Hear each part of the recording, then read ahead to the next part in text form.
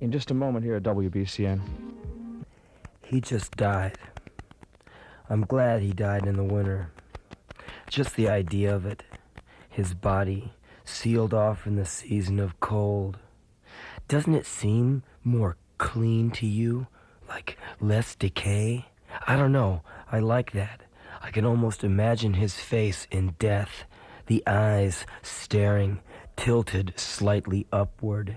The mouth gaping open, looking almost like every picture I have ever seen of a victim of Nazi death camps. Yes, he died in the wintertime, sealed off in cold. That is my memory of his death. Cold, frozen, stagnant, totally unaffected by the heat and damp of the summer. A heat that makes my thoughts fester and boil in decay and rot. No, memories of him live in the freezer of my soul. The warmth of compassion and tender feelings will never reach there. These feelings do not exist anyway. I did not attend the funeral or any of the gatherings that preceded the funeral. I missed the two events that I would have liked to have been present at. One, his last breath. I would have wanted to have had my eyes so close to his that his last breath would have blown right upon me. I would have breathed in every single solitary particle of his last breath as I stared into his eyes. I would have savored this breath of air for as long as I could before expelling it into a jar for later use. I also missed the autopsy. I would have loved to have seen his guts, his brains, his body mutilated in cold, precise, surgical fashion. In my dream, I hover above and study his gutted, sliced features. He looks pathetic, his cock shriveled up and gray-blue. He looks like dog meat. He looks helpless and stupid, and I hate stupidity. I descend from my perch above and kick his brittle ribs with my steel-capped boots. The coroner waves me off and asks me to hold off until he has conducted his investigation. Respecting a job that has to be done, I sit in a folding chair and read a magazine. I cannot concentrate on the contents of the magazine because the cutting and squeezing of my father's corpse is captivating. I ask to help. I am refused, of course, as it is normal policy for the civilian to have no part in the autopsy. I would have asked the coroner for my father's cold, dead heart. Having received the heart, I would have taken it home and cooked it in a hearty bouillon. I would invite very special guests over, and we would chat about small, non-important matters, sip mineral water or white wine, and sup on my father's heart. To me, that would be a very spiritual and intimate send-off. This would take a lot of intestinal fortitude on my part because I am a vegetarian. However, an opportunity to dine on my father's heart is one that is irresistible to me. WBCN, a summer evening with Henry Rollins of Black Flag. Welcome to WBCN, Henry. Thank you. And you've been on the road with Black Flag. You write for Spin Magazine, you write for other publications, you have 2 books coming out, you've done 3 records. How do you find time to do all of this? And what's the timetable of it all? Well, when we got back from our last tour, it ended around New Year's of last year, a few months ago, we immediately started laying down basic tracks for the 3 albums which we have just completed, the first of which, Loose Nut, just got released. I already had the first book already done. It was just a matter of getting it typeset and printed. And it's out. And the second book I did right after, and that's out also. I just ran out before I got here. Where do we find those? They'll be at local record stores around here and a few bookstores, and available through SST and available through me and available at our shows. And I have a third book in manuscript form, which is called Hallucinations of Grandeur. And it's all journal readings, journal outtakes from about 6 different countries over the last 3 or 4 years, and that'll be out probably in the fall. Yeah, I've been writing for Spin magazine. That's Penthouse's magazine, and I've been regularly on the Cutting Edge show on MTV, and I just found out yesterday that this ad I did for General Foods is going to be used. So I'm doing an MTV ad for General Foods, and it's going to be on. And it's me and some session folks doing the Bedrock theme. And one of the guys, Phil Chen, plays on bass on it. And Phil Chen was, he wrote Do You Think I'm Sexy for Rod Stewart. He used to be in Wings. He played bass at the Arms concert stuff. I mean, and I walk into this thing, I'm like, oh my God. What General Foods product is this going to be? Which General Foods product? Pebbles. Should be real cool. Should be real cool. This tour is, it's 7 weeks old tonight, and we've got, let's see, 13 more weeks to go. So, no. The thing is, there are 3.5 months total, so we have whatever the remainder is. It goes till September 7th, and on September 8th or so, I'm going to get in a plane and fly back to Washington, D.C., and start working westward, reading on my own thing. I'm going to be doing a month on my own, and that takes us to October, right? First week of October, and then October and November, we're going to do some more recording. We have some interesting stuff we're going to be working on. I'm doing my own record of talking and stuff. And then late December, we're leaving for Australia, New Zealand, and Japan. And we'll be there for I don't know how long, and we'll come back and probably do Europe in the spring. Like, we haven't been there since last summer. And then we'll be here again, probably this time next year, you know.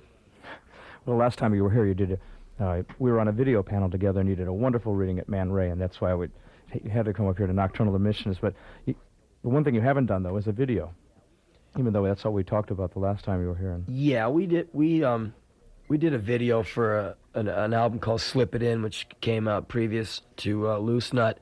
But and I've been doing a lot of video stuff on my own, of reading and stuff. In fact, I directed a cable show back when I was in L.A., and I did a few local cable shows, and I actually did some shoot video for SST. They took me out for a weekend, and we just shot all this stuff just of me, and it'll be coming out soon. It's hooked up with the Family Man record, and also just other new stuff that's not released on anything. But as far as a music video, we'll probably do that this winter. That'll be one of the things we'll do in the fall when we come home. Probably for the next album. Like I said, we have 2 more albums in the can. The next one is an instrumental album, and it's called The Process of Weeding Out, and that'll be released in a few weeks. And then we have another one out in October called In My Head. And the video will probably be an In My Head video, maybe. You know, something from that album. Would you read some more? Sure. I had a few days off in Washington, D.C. the other day, and that's where I come from. I spent 20 years there. And my friend Ian Mackay, who used to be in Minor Threat, he's a very good friend of mine, great person, and he took me around driving so I could see all my old haunts. So I just was sitting in his car thinking about all of it, so I just started writing all this stuff in my mind, and I finally put it down on paper, so I'll read this thing. It's just notes on driving in Ian's car. Me and Ian went for a drive in his car. We went over Key Bridge, where I used to walk home from work. We drove down M Street. We drove down R Street, past the place where that black dude slammed my head against the wall of the alley and took my tape player. Past the place where that dog looked me in the eye a split second before that car ran over it, covering my shoes with blood. Past that block where that hippie girl put flowers in my hair while her male companions turned over cars one by one. Past Montrose Park, past Jackson School, where I went to 1st and 2nd and 3rd grade and got beat and harassed because I was white in 1969. Got held responsible for the death of Martin Luther King. I can still remember hearing them chant, "Fight, fight, nigger and a white. Beat 'em, nigger, beat 'em, 'cause a white can't fight." I can remember how my stomach would twist and my head would grow light. Down 30th Street, over to Q Street, past my old bus stop, past that apartment where the young white boy was raped and made to play games with that black dude, back on the Wisconsin Avenue, past 7-Eleven, past the library, past the Safeway. We keep driving. We stop at Ian's parents' house. We walk to Wisconsin Avenue again. Ian goes into the bank. I take a walk down to the building that once held the pet shop I worked at for 8 years. The place is no longer a pet shop. The building is an Italian restaurant now. I walked behind the building to see the back steps. The back steps I walked up and down for years, hauling out garbage. The steps I sat on and ate my lunch for years. The steps that I stood on and destroyed litters of sick animals, cats, rabbits, you name it. People would come in with their sick animals to have them put to sleep. Of course we didn't have facilities for such things. That made no difference to my boss. He took the money and I took the animals on the back stairs and killed them. Some I broke their necks with a sharp twist. Others I took and bashed their heads against the wooden rail. The move was smooth, deft, and swift. I used to go home with my shoes covered with blood. The back stairs. One time, I went out to dump the trash and I saw a guy getting head from a stripper from the bar next door. Made me feel strange. I walk back up the alley and re-emerge on Wisconsin Avenue. I look around me. Almost every building in the area has been torn down. I walk past the Italian restaurant and stick my head inside the window. A family of well-dressed people sit at a table. They look up and see me. Their eyes swell up. I pull away from the glass and walk back up Wisconsin Avenue towards the bank. I'm thinking about that family eating their food, their feet tapping on the floor that acted as a roof for more rats than you'll ever know. We had rats all over the place, rat shit everywhere, piles of it stacked high and rotting into every 2x4 in the joint, a miniature ghetto of sorts. Upstairs from where the family is a room where my boss used to fuck his boyfriends. One day, he told me how hard it was to get the Vaseline out of the sheets.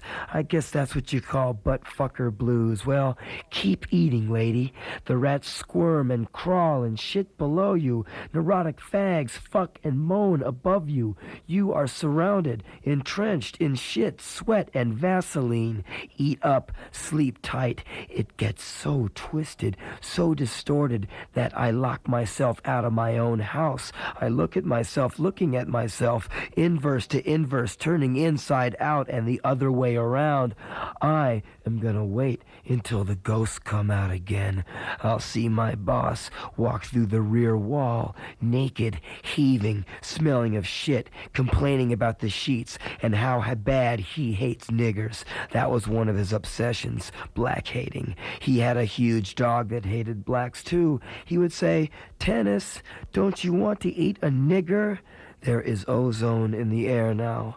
I'm sitting in a room with an open window. The ozone air comes flowing in gently, so gently I might just drift off with it.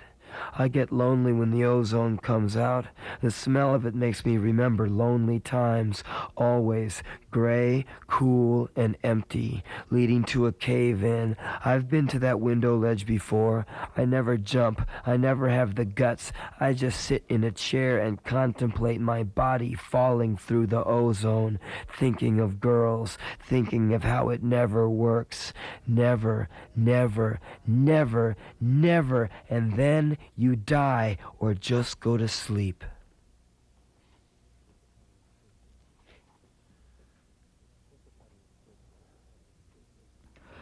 What's the title of the first book that's out? The first book is called 2/13/61, which is my birthday. The second book is called End to End. And the third one is called Hallucinations of Grandeur. And the fourth one, which is almost done, which won't be out till Christmas probably, is called Polio Flesh. And the things you just heard will probably be in that. Who's your publisher? Or do you publish yourself? Me.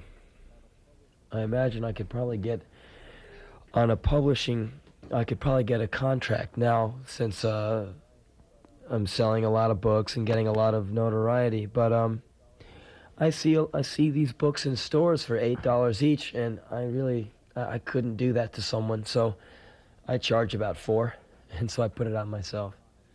Well, you do the same thing on your record label. I mean, you're on SST. Yeah. You've never entertained offers from other record companies. Well, we get them all the time, and we always think about it because, we don't shut any doors, but we always think about it, and obviously, so far, it's been no-go, See, you couldn't do 4 albums a year on Elektra. They would say, yeah, right, maybe every 9 months. But, David Bowie doesn't even do something that often, And right now, we're doing 4 albums a year, so we have to do it independently. And I don't think the band is mature enough to be on a big label anyhow. I don't think we could use the full thing that something like a big label could give us. Like, we're not stupid. Anything that we would do, we would want to make the best use of. I mean, if we wanted to do a big label, we would be preparing ourselves to really take one record of material and really lay into it, Like ZZ Top, you hear the Eliminator album. That is a very solid body of work. I don't think we're there yet to, hammer in on 10 songs and make that 365 days worth of thought. I would not like to do that. I've got a lot more ideas coming out of me than 10 songs, Mm-hmm. So the SST and everything suits me fine right now, How about reading something from one of the books that are currently out? Pardon? Would you read something from one of the books that are currently out? Oh, no, I don't even have any of that stuff. All I have is new stuff. Okay, the new stuff it is then. Okay. I'll read you something a couple that I just wrote.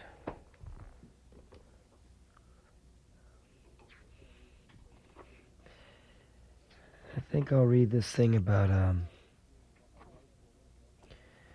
about being a white boy where I come from. I used to remember walking to the boys' club when I was young and going to football practice or something and taking laps around the field, and all the black guys would kick you in the butt while you were taking your laps. And when you would go up against a black guy, when they blow the whistle and you both hit it, the coach would go, salt and pepper, salt and pepper, salt and pepper. So I wrote this thing called White Boy. White boy, dog eye. White boy, glowing, walking down the street, hands in pocket, skin glowing, insane, smiling, going down to the public pool to swim in the piss water, going down to get beat up, dog brain, white boy, sending out vibes, take my money, scare me so my knees knock together, bash my mouth into the water fountain. I know I don't deserve to live. White boy, sweating off ivory soap in the summer heat. White boy with bus token safety pin to his t-shirt. White, scared, and trapped, sealed inside a bottle of August heat. Here's the thing, Notes to myself, part 1. They smile, but they will hurt you. Turn inside.